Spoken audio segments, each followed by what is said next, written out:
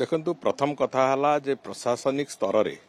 शासन व्यवस्था को संपूर्ण रूपे लोकाभिमुखी कर जो उद्यम ये सरकार आरंभ कर प्रथम दिन सेटा हूँ प्रथम लक्ष्य। द्वितीय कथा हूँ विभिन्न सरकारी योजना ठीक ढंग से तार प्रणयन हो कि नहीं से द्वितीय कथा। एवं तृतीय कथा हूँ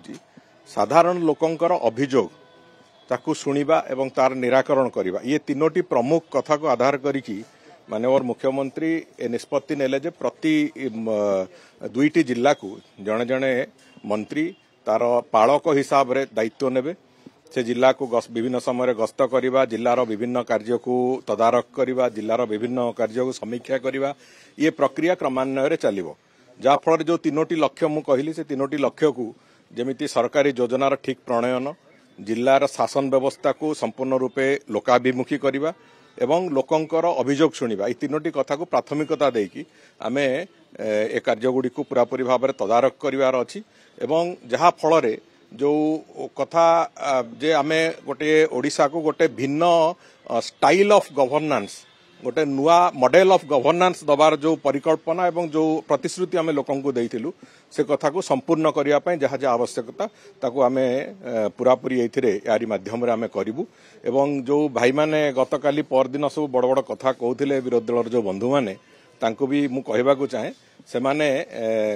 सरकारंकर दिशा कोन, उद्देश्य कोन एवं इंटेंशन कोन से कथार चित्र भी से तारी माध्यम रे देखिबा को पाइबे। एवं ए भलिया प्रक्रिया रे आमे गवर्नेंस को से भलिया रास्ता रे मॉड्यूलेट करबा को चाहूचु जोतरे कि आउ 5 वर्ष भी दरकार नहीं, 3 वर्ष परे ओडिशार जनसाधारण अलगा राजनैतिक दल मानकू भूली ही जिवे। बीजेडी कहूची कि सेमानकर स्ट्रेटजी को कॉपी करछि कि बीजेपी विधायक मंत्री मानको आगुर से तांको विधायक तांको मंत्री एवं तांको द्वारा निर्धारित विभिन्न जिला को जो सरकारी अधिकारी मानकू सेमाने सेतेबेले कहउथिले तांको निर्देश देइथिले जीवा पई, परामर्श देइथिले जीवा पई, सेमाने केते जाउथिले कोन करथले से कथा समय देखिछि, से कथा ओडिसार लोक जनसाधारण देखिचंती। मु सेहिति पई कहबा को चाहे जे जो मॉडल ऑफ गवर्नेंस एठी बीजेपी सरकार करबा को जाउचंती से मॉडल ऑफ गवर्नेंस को थरे चालिबा को दियंतु, अपेक्षा करन टिके धैर्य धरंतु विरोधी दल माने एवं देखिबे 3 वर्ष भितरे ओडिसा प्रदेश रे तांको ना निशान भी मिटि जिवो। रिपोर्ट केबे देबे काहा को देबे एमती किछि होइछि गाइडलाइन रिपोर्ट पूरा पूरी नै एतरे रिपोर्ट र कथा नै, एठी गोटे क्रमागत प्रोसेस रे क्रमागत प्रक्रिया रे से जिल्लार प्रशासन को सजाड़ीबा, प्रशासन को संपूर्ण रूपे लोकाभिमुखी करिया पई जहा जहा व्यवस्था दरकार अछि से कथा मंत्री माने ताकू करिवे। एवं सेठी साधारण लोकंकर सुविधा असुविधा अभियोग जहा थाए जहा शुणिबा को केवल कलेक्टर ग्रीवांस छड़ा द्वितीय रास्ता तांको पाई न थाए, नहले भुवनेश्वर आसिले माननीय मुख्यमंत्री ग्रीवांस को सेमाने आसंती से व्यवस्था हबो नै। प्रति जिल्ला रे तांकर अभियोग शुणाणीर जो प्रक्रिया जार जहाँ अभियोग थी से मंत्री मान सीधा सड़क भेटी पारे, कथा हो पारे सब कथा।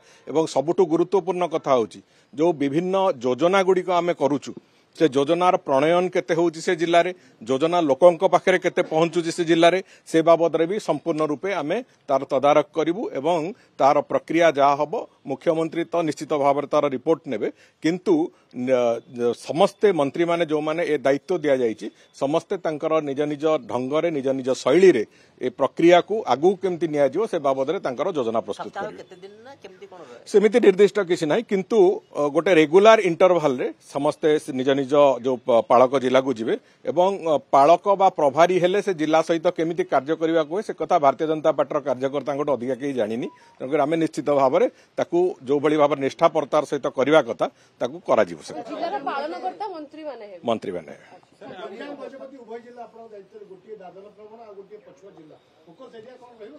आपण देखंतु आगु कोन होछि सर आउटे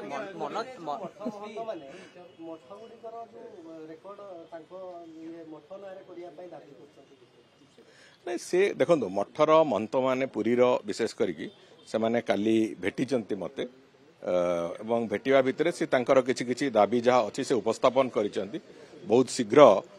सरकारी अधिकारी मानक सहित मठ महंत मानक सामना सामनी बसैकी से बाबद रे तांकर जो आवश्यकता तांकर जहा योजना से बाबद रे चर्चा आलोचना आहरी अधिक स्तर रे करा जिवो। एवं विशेष करी तांकर महंत मानकर जो दाबी जो गुड़िक योग्य दाबी अच्छी से दाबी को भी आमे निश्चित भाव में बहुत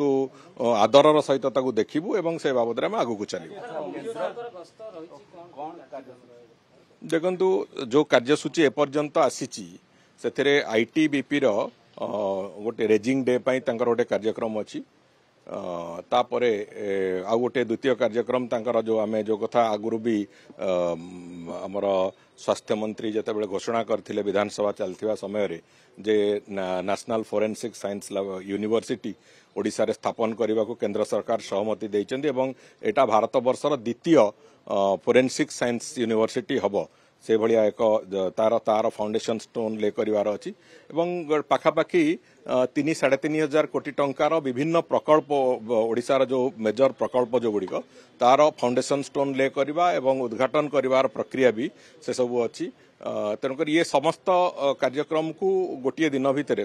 गोटे दिन कार्यक्रम अच्छी से गोटे दिन भितर समस्त कार्यक्रम सर